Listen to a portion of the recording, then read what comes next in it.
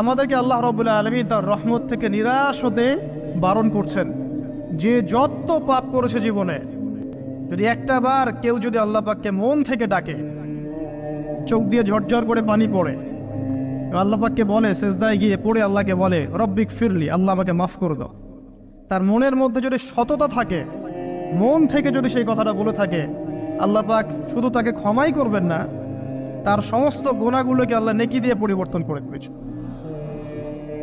একটা হাদিস পড়ছিলাম, নবী করিম সাল্লাল্লাহু আলাইহি ওয়াসাল্লাম তিনি বলছেন যে লাম্মা কাদাল্লাহুল খালক, যখন আল্লাহ রাব্বুল আলামিন এই মহাবিশ্ব সৃষ্টি করেন, তখন আল্লাহ রাব্বুল আলামিন কাতাবা কিতাবান, একটা কিতাব লিখেছেন, একটা কিতাব আছে আল্লাহর কাছে।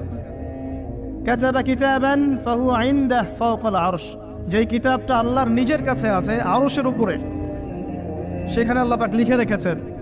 কি লিখেছেন? ইন্না রাহমাতি সাবাকাত গদাবি, প্রতিটা ক্ষেত্রেই আমার রহমত, আমার দয়া, আমার করুণা আমার গজবকে পরাজিত করেছে। মানে আল্লাহ রাব্বুল আলামিনের গজব এর উপরে আল্লাহ পাকের রহমত অবস্থান করছে। জীবনের কোনো ক্ষেত্রে হতাশ হওয়ার কোনো সুযোগ নাই। আজকে পারিবারিক ভাঙন বলেন, ব্যক্তি পর্যায়ের আত্মিক ধ্বংসই বলেন, সমাজের বিপর্যয় বলেন, যাই বলেন, পিছনে একটা বড় কারণ আছে। সেটা হলো আল্লাহ থেকে দূরে থাকা মানুষ, আল্লাহ থেকে হতাশ হয়ে যাওয়া।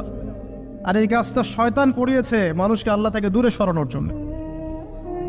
কিন্তু আল্লাহ রাব্বুল আলামিনের কাছে কেউ যদি যেতে চায়, মন থেকে যদি আল্লাহকে একটা বারও ডাকে, আল্লাহ পাক এক ডাকের মাধ্যমেও তার গুনাহ মাফ করতে পারে।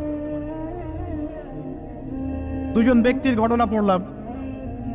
একজন ব্যক্তি প্রচন্ড রকম আবেদ, প্রচুর ইবাদত করে।